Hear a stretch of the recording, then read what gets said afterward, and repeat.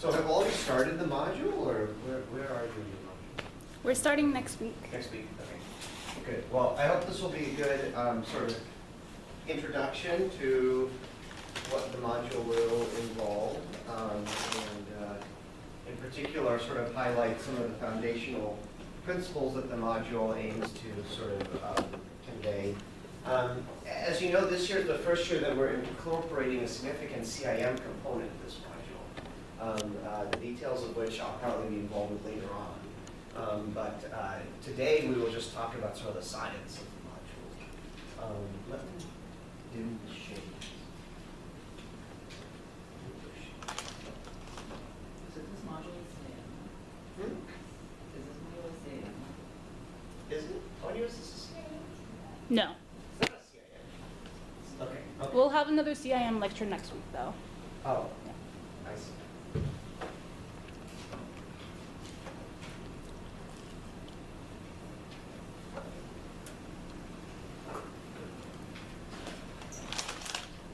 Okay, so anyways, what we'll talk about today is, so this module basically involves aspects of coordination chemistry and kinetics. And so the focus really today will be on giving you some degree of introduction to some very, very basic aspects of kinetics. How many of you have taken or are currently taking like 511-2 or 511-1 or something like that? Okay, good. I don't know in the current iteration of how that's taught whether there's any treatment of kinetics at all. Do you get any information about rate expressions or rates of reactions? There is some module on that? Okay, so please holler at me if some of the things that I'm saying are unnecessarily sort of repetitive, but it's always valuable to have a refresher on some of these things. So. This lecture will concern the work, really, of three pioneers in sort of inorganic chemistry and kinetics, I would say. So the first is Arrhenius, received the Nobel Prize in 1903 for developing the Arrhenius expression, basically, a correlation between the rate of the reaction and the temperature at which the reaction proceeds. A very, very simple expression that's used very much to this day, that really almost coined the term, effectively, of an activation barrier or activation energy for a reaction. And that is correlated, the ratio of that to temperature is effectively what correlates the rate.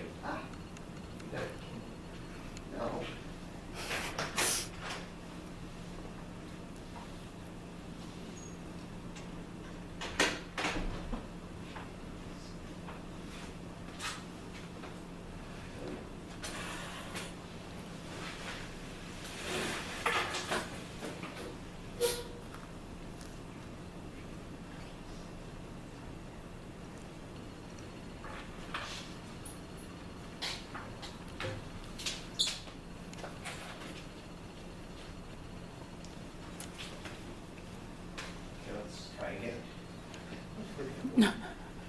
Continue to crash. Okay, so first is Arrhenius, the second is Alfred Werner. So Werner sort of essentially empirically developed some principles of how ligands bind to transition metals. And so a lot of the kinetics we'll study in this class are how ligands exchange from transition metals and kinetics that involve transition metal ions. And Werner really, through phenomenological studies, figured out how ligands bind to them. Really pioneering work at the very early part of the 20th century. And then the other one, who's my academic grandfather, is Henry Tauby, who received the Nobel Prize in 1983, who really articulated the kinetics of a broad class of reactions that occur on inorganic compounds known as inner sphere reactions. Well, he not only noted inner sphere reactions, that's what he got his Nobel Prize for. He also did much pioneering work before that on the elementary kinetics of ligand exchange at metal compounds. So you have one person who worked on kinetics more generally, one that worked on sort of the synthesis of coordination compounds, and one that really pioneered an understanding of how ligands come on and off coordination compounds. Okay, so the objectives of this module, right, are really to introduce you to the synthesis of some simple coordination compounds, introduce aspects of IR and visible spectroscopy, and ultimately probe the kinetics of substitution of a transition metal center to understand aspects of mechanism. So how many of you remember the shapes of the d orbitals? Okay, let's go over them once again then. So coming out of the Schrodinger equation with an approximation of hydrogen-type orbitals, you can solve an analytical expression to get what the shapes would be of the d orbitals. And d orbitals are composed of 5 orbitals. They're denoted here, and their shapes are juxtaposed on a Cartesian coordinate axis, right? So you have a z-axis, x-axis, and y-axis, and we're trying to draw these in 3-dimensional space.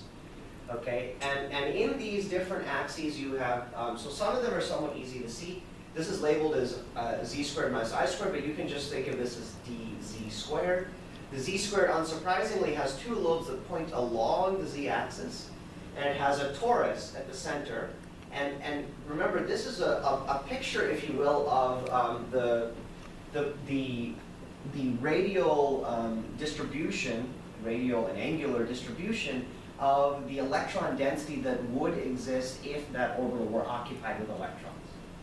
The orbital has a given shape unto itself, but if it's occupied with electrons, it would imply that the electron density would populate that region in space around the Cartesian coordinate. And the reason we're denoting this Cartesian coordinate is that the metal center is at the center, right? So the metal center is right here, and the orbitals protrude from the metal center along these axes.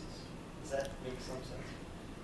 And so the pictures of these are, there's dz squared, there's x squared minus y squared that resides along the xy axis, and you can see the lobes of these point along the Cartesian coordinate directions in the x and y plane, but have no significant protrusion along the z-axis. Whereas the dz squared points along the z-axis and has also orbital density allowing the x and y axis, but has an angular node. A node refers to a point where there is no electron density. Essentially, there's a vacancy of electron density, and you can see that in this orbital there is no electron density in between the axes, right? In between x and y. So if you kind of just orient, see the x goes along here, the y goes along here, and in between there's no electron density, just as there's no in between on the other side or on the opposite side or at the back. And so those are the sort of angular nodes that exist in the system. The other orbitals that are in play in the d orbital manifold are, there are 5 of them, dz squared, dx squared minus y squared, dxz, yz, and xy. Now these are all that have lobes that point in between the Cartesian coordinates.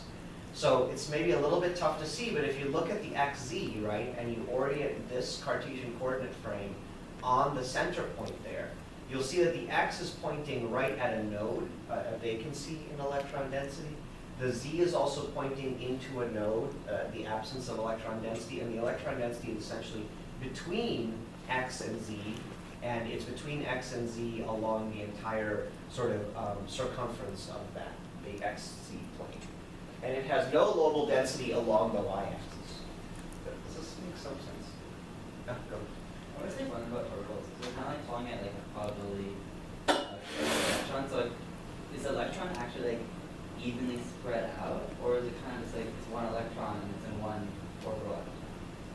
So what you have to think about is, you know, orbitals are a construction. They're a mathematical construction based on what is admittedly a simplification, right? And a simplification is that electrons really don't interact with each other, and that they can be represented by the orbitals that would exist for just the hydrogen atom. And so they are a simplification, but an enormously powerful simplification. And you can think of these orbitals as if an electron were to be occupied in there, it would spread out over the sort of entirety of the space of that orbital. And so, right, an electron is a quantum mechanical object, right? So its precise location in space cannot be pinned down. And so you should think of it not so much as electrons, but electron density. And that the density or the probability of finding an electron sort of spans in a variable fashion across these lobes. But if we're having like another orbital overlapping and saying that's like a bond, and electron's not actually in that bond the whole time, isn't that not really a bond then? Well, this is the sort of wave-particle duality of electrons, right? So they always exist in the bond insofar as they exist in a wave-like form. These are wave functions that give rise to these, right? If I were to be able to do a snapshot in time and highly localize the electron, there is some probability that I find it very far away from either nucleus. But it in a dual sense exists every place that the orbital population. And so all we're really saying is that we have some way to predict with some probability where to find the electron. And of course, the highest probability of finding an electron when you have a bond is in between the two.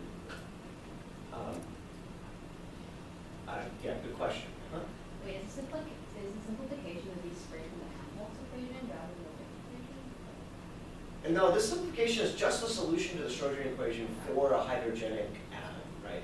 So what this does not take into account is any effects that may arise from multi-body interactions. What I mean by that is electrons correlating with other electrons.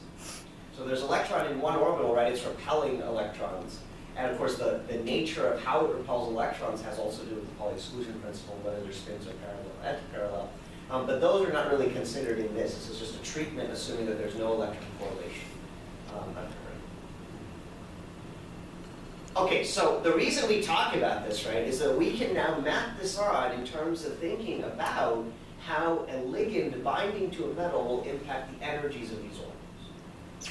So when two things bond, you have two initial orbitals to start with, right?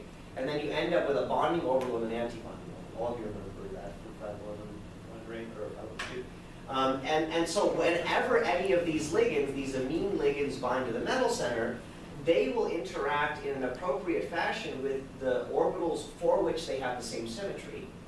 And they will cause a bonding and an antibonding set.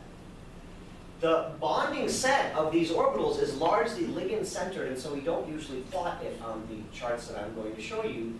But what we do plot is the orbitals that are largely metal-centered, or the d orbitals. And as a result of that, we can ask ourselves, how does the bonding of these ligands impact the energy of these orbitals? So first you have to realize that if there is a strong bonding interaction, it means that the orbitals of the partners in the bonding interaction have to have spatial overlap of their orbitals, right? So if all of these amine ligands are pointed at each of the Cartesian coordinates, and you can see that, it's just right, this is along x, this is along z, and these are also along y, so you get things along y, things along z, and things along x. So which of these orbitals will be able to bond with these ligand orbitals?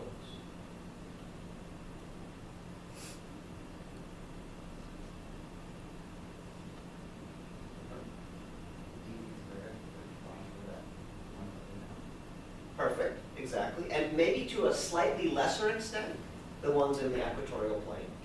But yeah, basically, right, the big lobes point at the z, and so they'd interact with these amines here.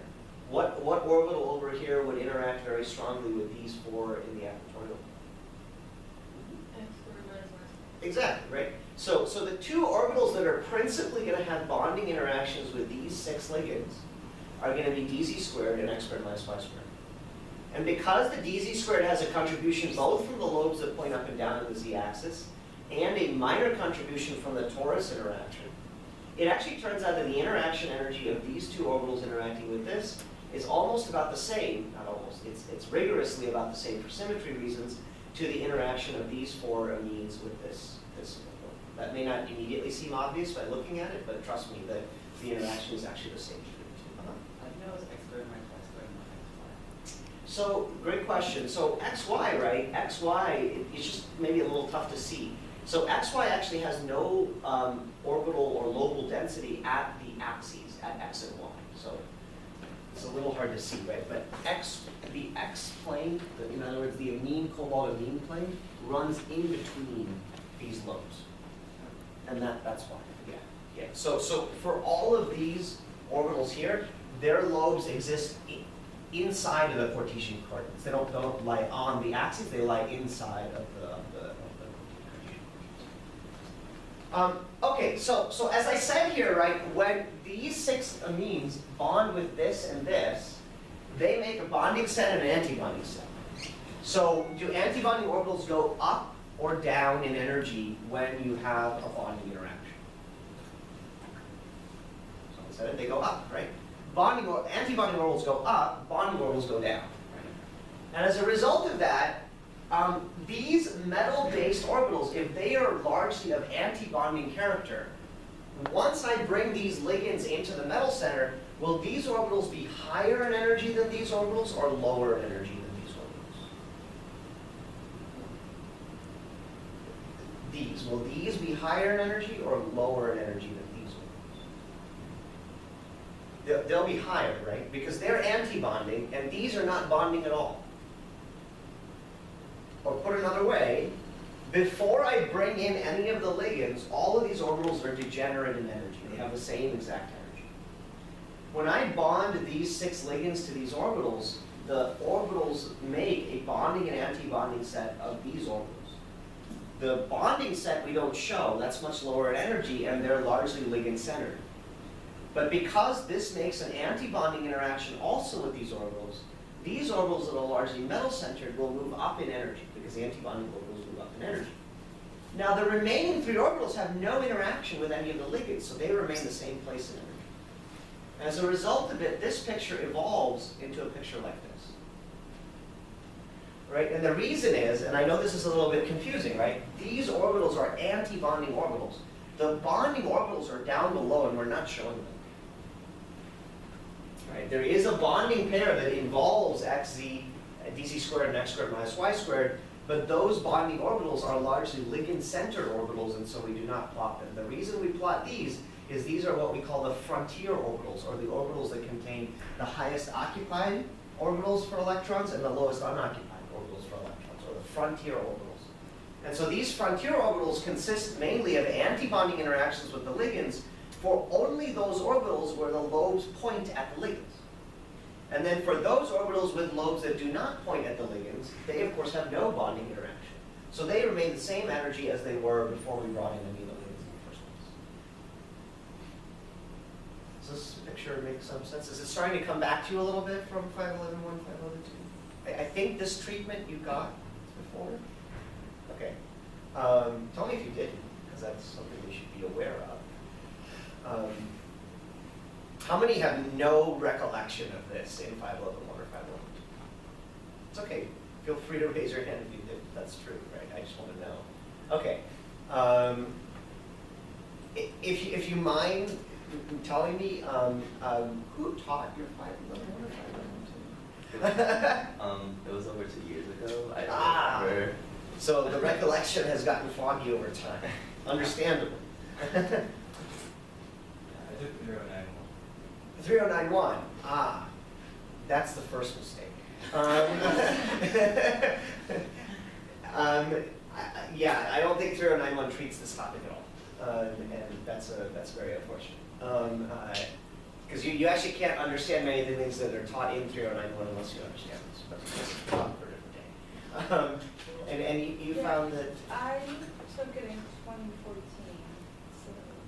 Okay, a number of years ago. Okay, that's fine. Okay, good to know. Just wanted to.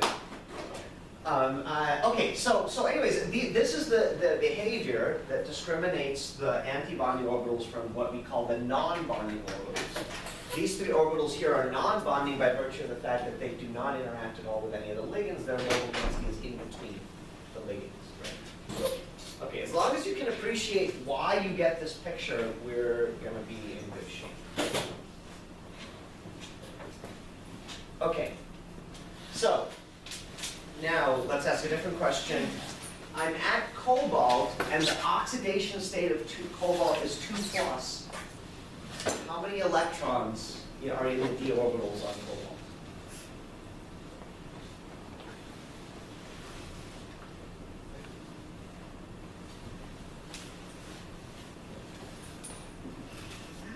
How many think 6?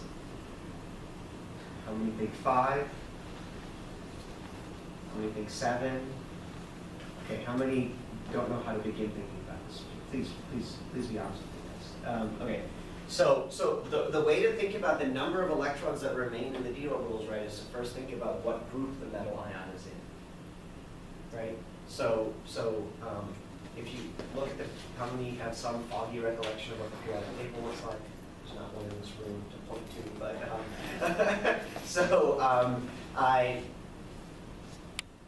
so if you look at where it is in the periodic table, what you'll find is that so the way I always think about it, right, is that group 6 is where chromium, tungsten, and molybdenum are. And so if you walk 1 over from group 6, you get to manganese, right? And so it's D6 at chromium 0. Manganese would be D7 at manganese 0 oxidation state. So that means that it's not 6, it's 7, 8, and 9 if the cobalt were 0, right? So cobalt-3 is D6. 3 plus oxidation state means I remove 3 electrons from 9 and I get 6 left over. When cobalt is in a 2 plus oxidation state, it's D7. It means it has 7 remaining electrons in it because I removed 2 from the 9 it would have if it were in the 0 valent oxidation state. Oxidation state is simply saying what is the charge on the cobalt, right? The charge is 0 on the cobalt. It has to have how many electrons it would natively have as cobalt metal. And when I give it a positive charge, you take electrons away from that. And in this case, I'm taking 2 electrons away from the cobalt, and so I have a D7 system. That means there are 7 electrons in these orbitals. How many electrons can populate each individual orbital? 2 by the Pauli exclusion principle, right? But it does not mean that every orbital has to have 2. It can have less than 2. And this means that there are 2 different types of configurations of these electrons. You can either put them in an unpaired fashion or to minimize spin pairing of the electrons, or to maximize spin pairing of the electrons. And those 2 configurations are referred to as low spin or high spin. And that means I can, for example, put 6 of the 7 electrons here, 1, 2, 3, 4, 5, 6, and then 1 up here. That's one possibility. Or I could put 1, 2, 3, 4, 5, and then 6.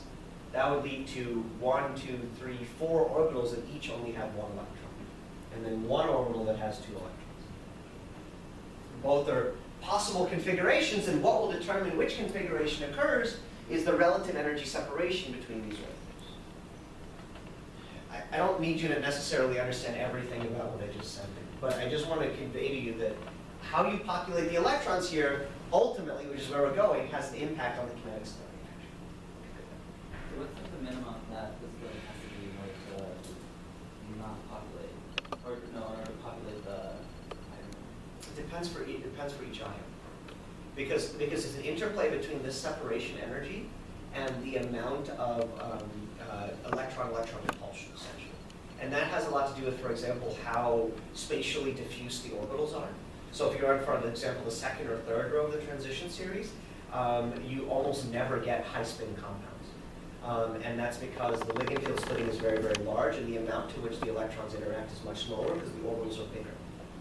And as a combination of those 2 effects, you almost always get low-spin compounds. But on the first row of the transition series, the orbital splitting is small, the electrons are interacting with each other quite a bit, and so you have a tendency to get high-spin compounds as well as low-spin. So it depends a lot on the metal, and there are a whole set of sort of tables that analyze which spin state you'll get. These are what are known as Tanabe-Sugano diagrams. In 503 and 504, we'll talk about this greatly, so take those classes at some point. 504 maybe, but okay.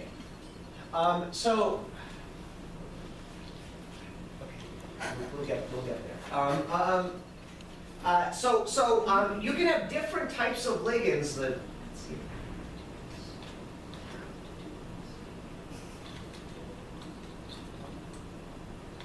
Okay, let's try. Okay. So based upon what ligand you put on the metal, you can either cause the ligand field splitting to go up or go down. And the reason this happens is that the ligand, so the previous ligands I showed you were all amine ligands. They're only sigma donors. What that means is there's only one orbital. That one orbital is pointing right at the axis. But if I had, for example, a chloride ligand, the chloride also has another p orbital. And that p orbital is not just the p orbital that's pointing at the metal, which is to say that if I have a metal chloride bond, right, I can have dz squared here, the torus, interacting with a p orbital on the chloride, but I also have another p orbital here. And that other p orbital here can, for example, be of the right symmetry to interact with one of the d pi orbitals. And as a result of that, it donates it to that d pi orbital, again makes a bonding and anti-bonding orbital interaction, and that serves to actually raise what were previously non-bonding orbitals to be a little bit pi anti-bonding. As a result of that, you actually find that the field splitting, or the splitting between the sigma and the pi orbitals in the d manifold, goes down. If you have orbitals like chloride, but instead something like carbon monoxide that can accept electron density, you can actually raise the splitting. Again, the point I just want you to take away from is that the nature of the ligands impacts the magnitude of the splitting. Right? And the reason this is so important is that the splitting actually determines all the key properties of the metal ion, or many of the key properties of the metal ion. And so it's important for understanding the colors of different metal ions, the way they interact with magnetic fields, the reactivity of them, which is really the main focus of our talk, and in fact why we are able to survive as humans, right? So the biology of these metal ions in human in life are ultimately gated by what their field splittings are. Okay, so this is actually something you raised, right? So if you look at different types of ligands, the nature of the ligand will change the magnitude of the splitting. So if you take something that's a donor that is just a sigma donor versus something that's a pi donor, the pi donor, like chloride, will shrink the splitting. What's called a pi acceptor, a cyanide, will be what was on the left-hand side of that previous plot, right-hand side of that previous plot, will significantly raise the splitting. And there's in fact a series of how different ions impact the splitting, which is to say that there are things that are very, very strong field, like carbon monoxide and NO, and things that are very, very weak field. They're ones that reduce the field splitting. Those are things like iodine.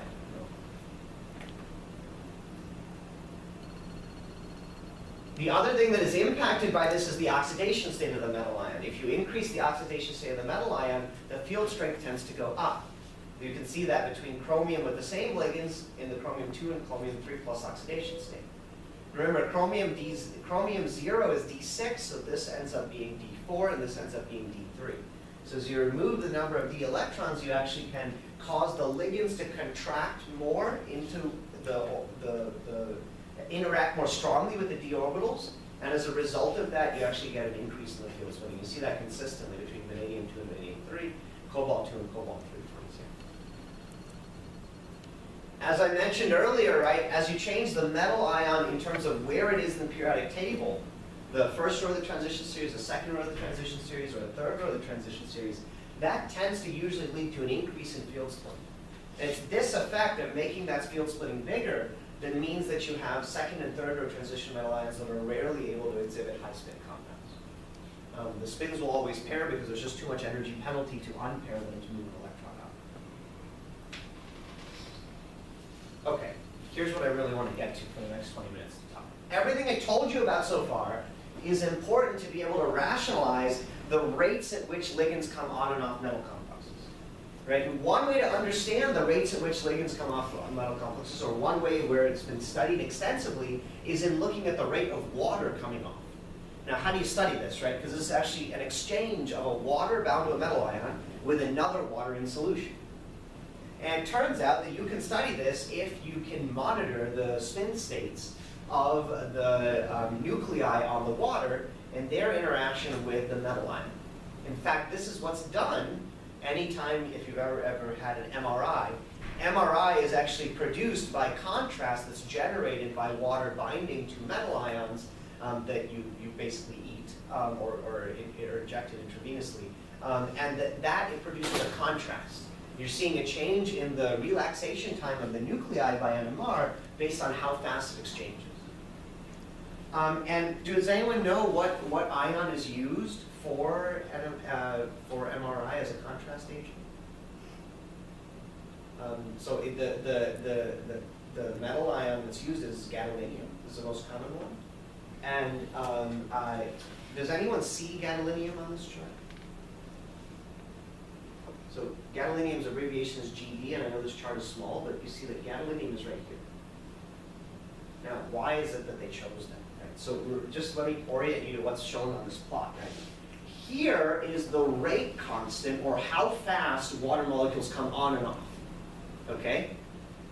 This one is telling me that for every second, I'm having things come on and off on a gadolinium center 10 to the 10th times. Versus, if I had iridium-3, it would come off 10 to the minus 10th times. Or in other words, the time that a single water spends on a gadolinium ion is only 10 to the minus 10 seconds. Whereas, it spends 10 to the 10 seconds on an iridium ion.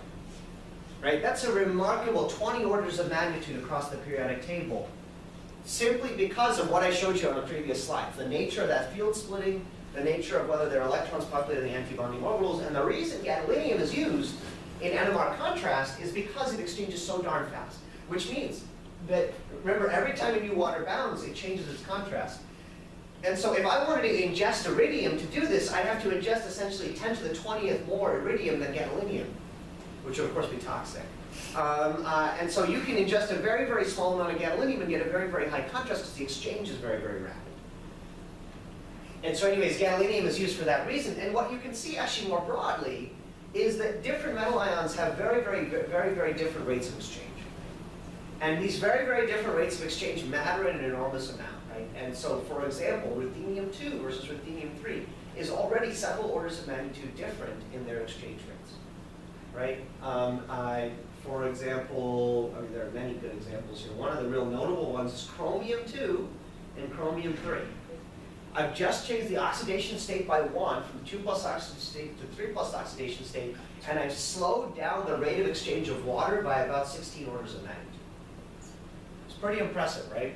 The subject of this lab a lot is to understand the rates at which ligands exchange on metal complexes. And so it's just notable to appreciate that there's a really, really large range of diversity, and that range of diversity can be understood by the ligand field considerations that we have in lots of studies. Okay, now let's get into a little bit of the meat of the kinetics.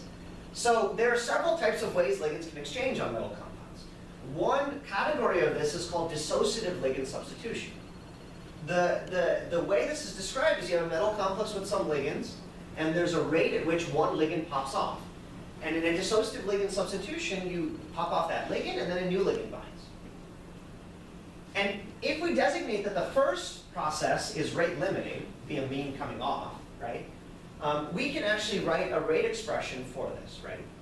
So that rate expression will state that the velocity of this reaction, denoted by V here, is equal to the rate constant for this step times, of course, the concentration of the species that's participating in that step. All of you know, I think, or have some recollection of how you write a rate expression, right? You find the rate limiting step first, you figure out what participants are in the rate limiting step, and it's the multiplicative product of those species and their stoichiometric coefficients with the rate constant that gives you the rate of that rate limiting step. Does this assume that they're elementary? These are both elementary reaction steps. That's critical, yes. Do you like a Michaelis-Menten thing? We'll get to that. Michaelis-Menten kinetics requires actually pre-equilibrium pre-association of a substrate with the enzyme. So it's actually not a situation, so this would be a sort of variant of Michaelis-Menten kinetics where it was the rate at which the substrate bound to the enzyme that was limiting the rate. Although here it's actually dissociation, so it's even different than that. But anyways, this mechanistic scheme gives rise to this rate expression. So the question I would ask is, if I make the new incoming L a better nucleophile, better able to bind to the metal, faster to bind to the metal, will that change the overall rate of the reaction? No, right? Because it lives past the rate limiting step. Okay? Does everyone appreciate that? Okay, very good. So of course there's no change, right? Now what if I instead had a sequence where the first exchange were in quasi-equilibrium, and then I had a new one coming in and that was rate limiting? This looks an awful lot more like Michaelis-Menten kinetics, except that it's a dissociative equilibrium initially rather than an associative equilibrium, which is what happens when you have a substrate enzyme interaction with Michaelis-Menten kinetics. So here we can also write a rate expression. The rate constant for the velocity of the reaction is given by the rate of the rate limiting step. So that's K2 times the incoming L concentration, because that's a participant in this reaction, times the concentration of that intermediate, right? Now that intermediate I can write out using a steady state approximation, and that steady state approximation says that the steady state population of this is essentially a level value, and so its derivative with time is 0. The rate of producing this intermediate is related to all the rate constants that make it up, all the processes that make it up, minus all the processes that take it away. The processes that make it are K1 times the starting concentration. The things that take it away are minus terms in this expression, so minus K minus 1 times the amine now that needs to rebind here, times the concentration of this species, and minus, of course, the process that takes it away in the productive forward direction, which is K2 times L times the intermediate concentration. Because of this, I can solve this expression for what the concentration of that intermediate is. I get an expression like this. And then if I substitute this expression into the overall expression, I get an overall rate law. And if I take this in the limit of where K2, the rate limiting step, is much slower than the back rate constant K minus 1, what you find is that then this term is small relative to this term. As a result of that, I can ignore this term, and then I simply have this term. That means K1 over K minus 1 is simply the equilibrium constant, big K1, and I get this type of an expression. So the question is, how would we distinguish this from the previous mechanism? What experiment would we do to diagnose whether this mechanism were operative relative to the previous mechanism?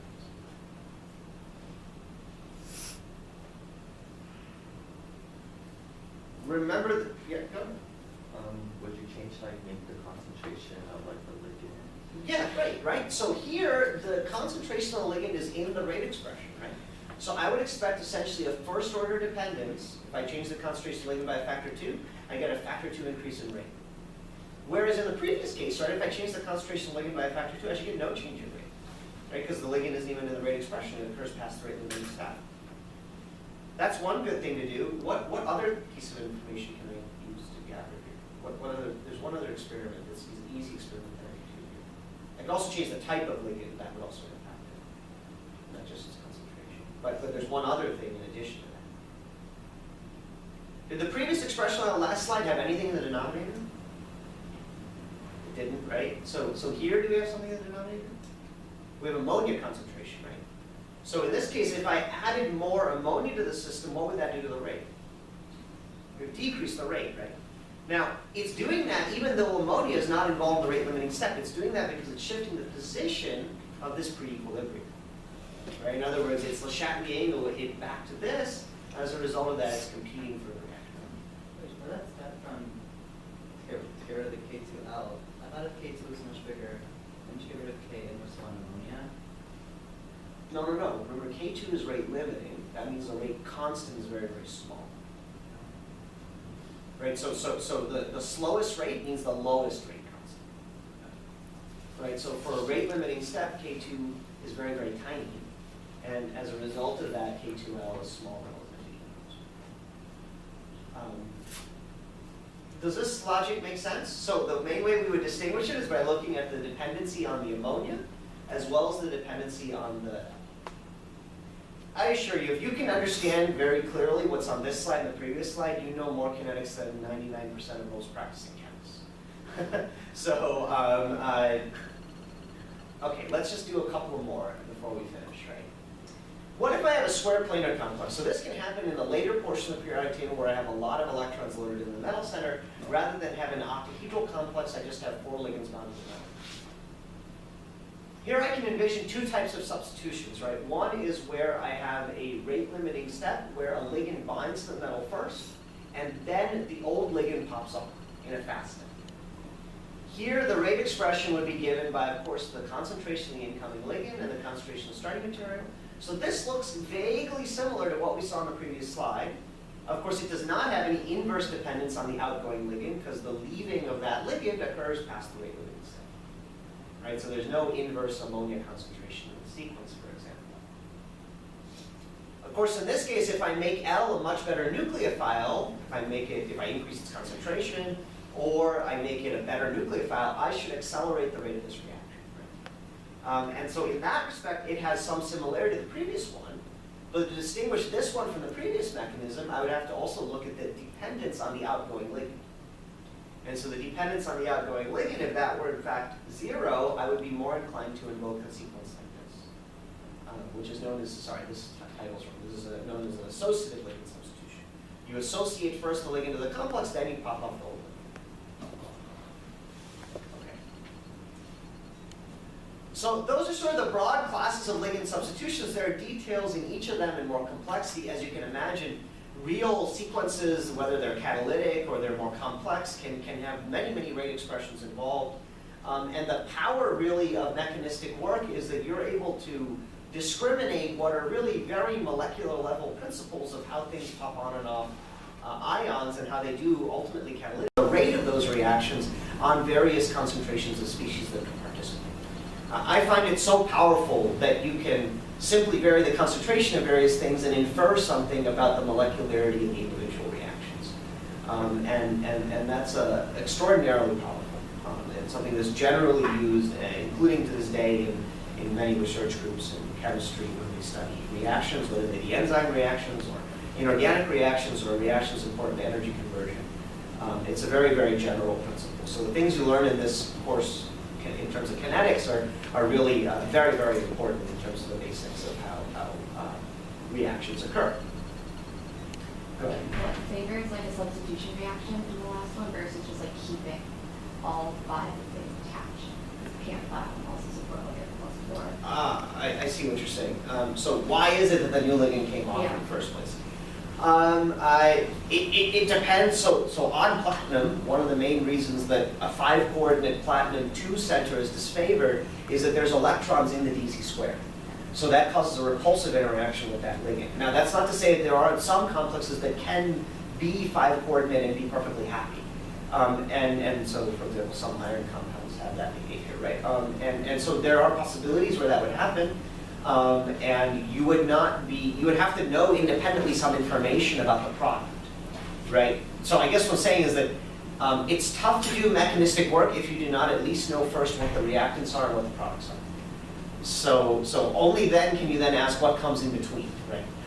Yeah.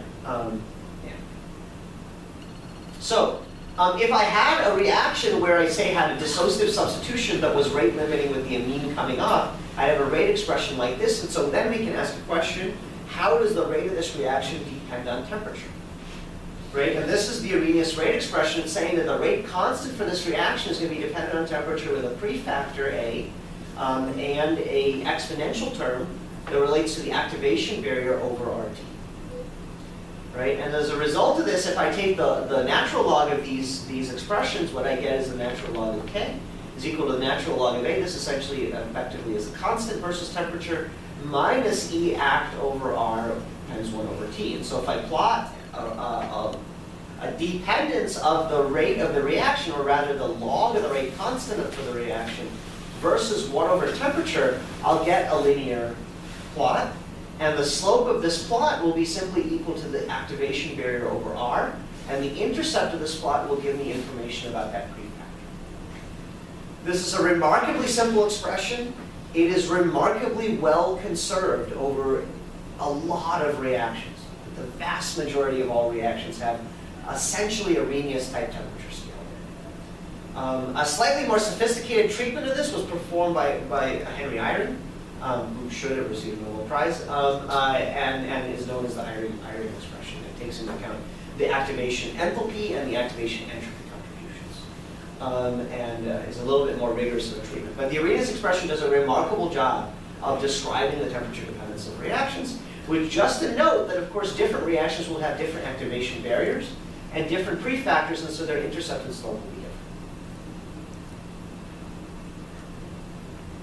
What are some reasons that an Arrhenius plot could be nonlinear?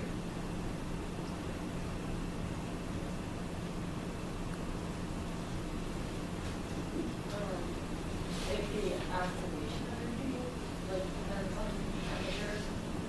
Yeah, certainly, if the activation energy depends on temperature. And one way that that can happen is if when you go to a certain temperature, you get a change in mechanism. So say, for example, you have 2 rate constants, one for the dissociation and one for the new incoming ligand coming in. But the 2 rate constants had different activation barriers. The 2 steps had different activation barriers. Then maybe you get to a temperature where one of them became so darn fast that the other one couldn't keep up. And then you go from an exchange reaction where the first step was rate limiting to one where the first was in equilibrium. And then, of course, you then sample at that new temperature regime the activation barrier for the new step. Right? And so you can certainly get into regimes where they're nonlinear, but usually is signaling a change in mechanism. Okay, so how do we actually monitor the rate of the reaction? Right? We need some way to know the concentration of the starting species in the product, or at the very least the decay of the concentration of the starting species, or at the very least the rise in concentration of the product. Right? And one way we do this is using ultraviolet visible spectroscopy. Right? So what UV vis spectroscopy is it's measuring the absorbance. And the way it does this is that all these complexes absorb light, right? And so the way I can do this in a quantitative fashion is I have some lamps. These lamps produce a broadband spectrum of light. Essentially, they produce white light. The white light gets sent to what's called a monochromator. The monochromator basically separates this white light into incremental chunks that span a very, very small delta in wavelength. So rather than getting all the light that comes between, say, ultraviolet and into the visible and into the infrared, it selects just tiny slivers of those wavelength bands into what's called monochromated light. Or in other words, it takes all the colors of the rainbow and picks out a single color. And when I mean a single color, a single sliver of a color, right? And that single sliver of a color, it then sends into your sample, and it sends a little bit into a reference cell. And by comparing the amount of light that comes out of your sample, that came out after it went through the sample, and the amount of light that came through a reference cell, you can get an information about the absorbance. How much of that light, how many of these photons at that given wavelength of light were absorbed by the sample, right? Because if they were absorbed by the sample, they wouldn't go through and they wouldn't be detected by the photodiode. These two little photodiode boxes you can think of as just photon counters. We've got 1,000 photons that come in per second. We're going to look at whether 100 come out or 10 come out, right? So they're just counting the number that come out. And by ratioing the number that come out, I can get information about the intensity of the light and the intensity of the light if there's no absorption. And it turns out that that ratio of intensities is known as what's called a transmittance. The negative log of the transmittance is a value we plot that's called the absorbance. The reason we plot it this way is that the absorbance is actually linearly proportional to the concentration of the species that's in the sample. Remember, ultimately, to know kinetics, we need to know something about concentration. So we use absorbance because absorbance is able to be linearly correlated to concentration. So if I see a change in absorbance by 0.1, it tells me that that's the amount of change in the concentration that I have. There are some caveats to when the Beer-Lambert law, which is what describes this behavior, it holds. It's when you have a dilute solution, when it's homogeneous, and there are, of course, no concentration-dependent reactions in the mix. So what this means is that you can take any extinction spectrum, or sorry, you can take any absorption spectrum and replot it in terms of extinction coefficient. Extinction coefficient is that proportionality constant between the concentration and the absorbance. And that means that if I know the absorbance at any point in the spectrum, at any time point in a reaction course, I can use the extinction coefficient to convert that to a concentration. I simply take the absorbance, I divide by the extinction coefficient, the path length is almost always 1 centimeter, and as a result of that, I get out the concentration. And by knowing the concentration, then I can plot that versus time, and then I get a profile of the reaction that I can use to then compare to my rate expression. And I can vary the rate of that reaction as a function of all the parameters. So with that, I'm going to stop here. I've given you kind of a whirlwind tour of some aspects of inorganic chemistry, how that ultimately relates to the rate at which ligands substitute on transition metal centers, and ultimately try to use that process of ligand substitution as a vehicle for understanding some basic ideas about the rate of a reaction and the rate expression for that reaction. And then ultimately you can look at the temperature dependence and use spectroscopy to get information about that and ultimately put together mechanistic information. All right, thanks everyone.